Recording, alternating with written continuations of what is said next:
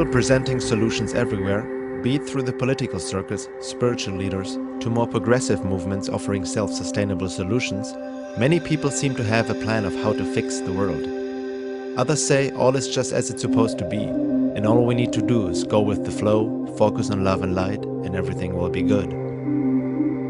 Visionary ideas are good and great to have. However, hopes based on ideals can shatter into nothingness if there is no foundation to build it on. The popular notion is that we must do, act, or vote, and it seems most folks want just someone to tell them what to do, so they don't have to think too much on their own. The question is, what are we really able to do if we don't even know ourselves? What is humanity? Yes, we are all one, but are we all truly the same inside, seeing, thinking, feeling the same way? Who's to say what is good for the world and what is not? The issues the world faces, the destruction, greed, genocide, economic meltdown, cannot and will not be resolved until man faces himself and does the work to gain self-knowledge beyond worship of the ego. Humanity is deeply conditioned through culture, society, religion, media, nationalism, education, government, and all kinds of illusionary beliefs. Before we can offer any solutions, we need to become aware of this conditioning and do the work necessary to truly understand ourselves with our mechanical reactive behaviors, emotional addictions, and our biases to automatically reject information that conflicts with our worldview. Honest self-work takes effort and courage, as one will have to confront the social conditioning and programming as well as the lies one is telling oneself in order to fit in. If one is sincere with oneself, this process will lead inevitably to confront the lies in the world, and one starts to see the world more as it is, not as one likes it or assumes it to be. This results in a rise of consciousness and awareness, moving from subjectivity to a more objective view, letting go of the false conditioned self and embracing one's higher self based on truth, knowledge, and essentially love, which is a higher state of being and not merely an emotional state. The more we see ourselves and the world objectively, the wiser our choices become, and our resulting actions will have lasting positive impact. This work is to be done within and without, for both are interconnected.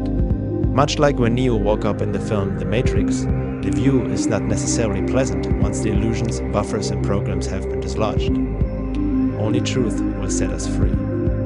Once we can see, especially the unpleasant aspects of our reality so many people like to ignore, we'll have a better understanding of what to do.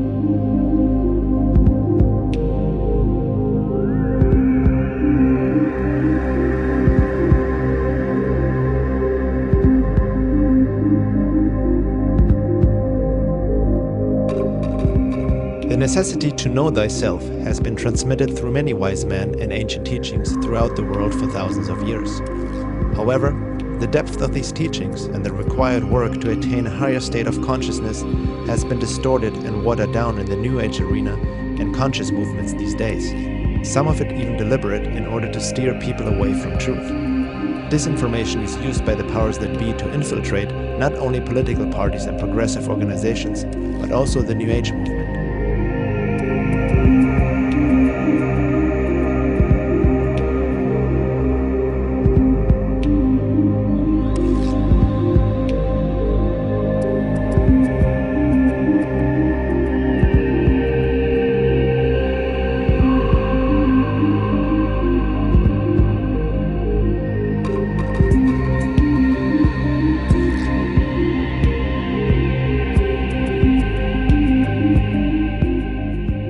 Religion has been used to control society for ages. The New Age movement, with its many distorted teachings, seems to become the new global religion, vectoring people into complacency and conformity with an oversimplified understanding of "we are all one" or "all you need is love."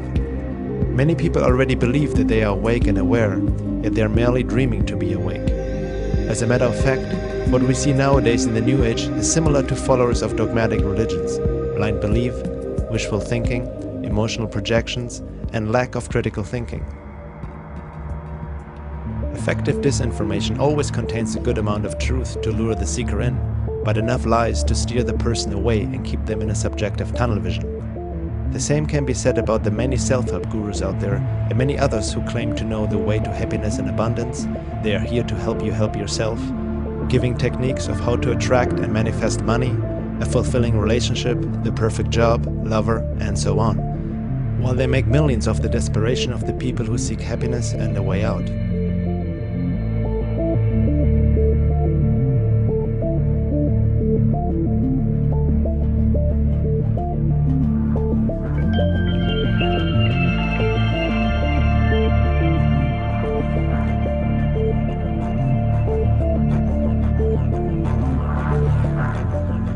When looking deeper into some of the self-help teachings, one can see that they mostly appeal to the ego with its conditioned desires and buffers. They promote and push to follow desire without truly trying to understand where they come from to begin with. In a sense, what is sold today as spirituality and self-work is quite the opposite of what the classical esoteric traditions have passed down. It is more an escape, another buffer to stop seeing the world and oneself as it is. True self-work is not a walk in the park or about manifesting one's desires.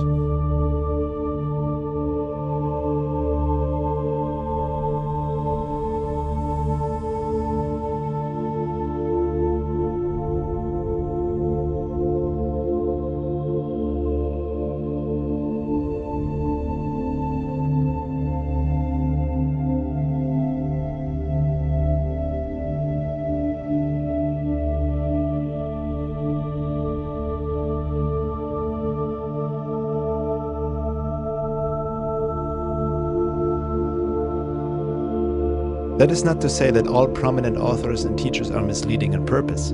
They themselves can be duped and spread disinformation unknowingly, even if their intent is well meant. Most of them have more knowledge about marketing and selling themselves than understanding of spiritual work. It's not black and white, but lies are mixed with truth, so discernment is key. The truth about our world and humanity has been suppressed for thousands of years, and it certainly won't be revealed on Oprah anytime soon.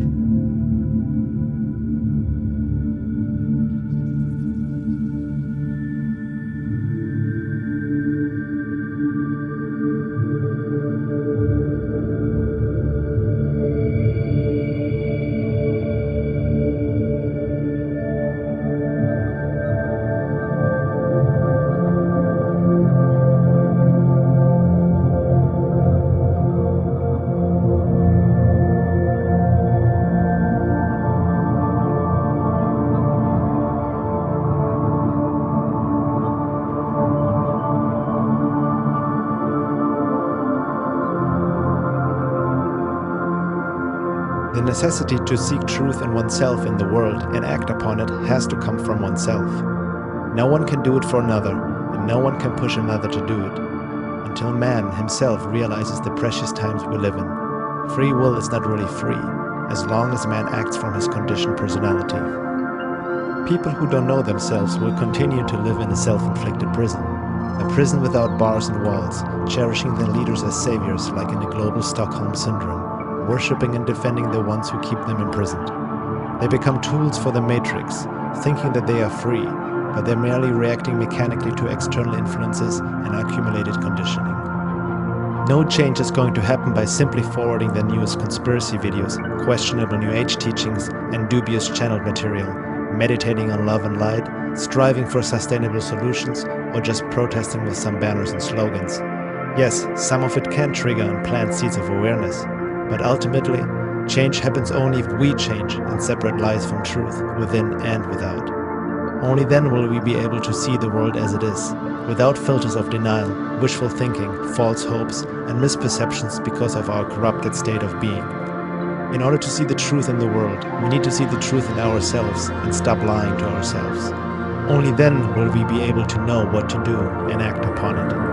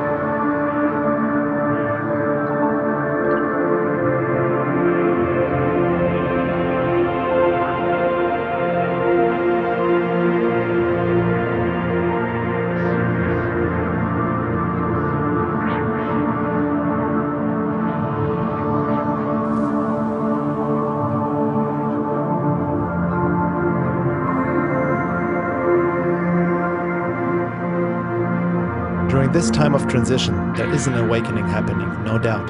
However, we are also in the age of deception, and if people don't know themselves, they will mistake reality for illusion and illusion for reality. The term awakening needs to be carefully looked at, because people can awaken to merely another form of illusion and dream of waking up while still being asleep. On the other hand, self-work can easily turn into a narcissistic activity if one is too absorbed with oneself or has no network that can give objective feedback and mirroring. The solutions presented by various conscious movements these days and other people who have good intentions are not bad in themselves. However, by leaving out the necessary deeper self-work that is needed to truly be the change, nothing will change fundamentally, and so many of those solutions become just castles in the air. It is also the prerequisite to seek truth in the world, for one's perception needs to be clear in order to discern lies from truth. Honest self-work goes hand in hand with looking at global issues that seem to be ignored by many self-proclaimed conscious people who want a better world. Be it 9/11, Zionism, psychopathy and pornorology, the UFO phenomena, and many other secrets present and past. There is still much we have to come to terms with before any form of golden age is going to manifest. Suppression of knowledge is the name of the game. There are traps and dead ends on the path towards awakening, and there are forces that do their best to keep humanity asleep. It is no coincidence that much of this crucial esoteric knowledge has been filtered out and is hard to come by in today's spiritual, conscious, and New Age movements. Knowledge protects, ignorance endangers.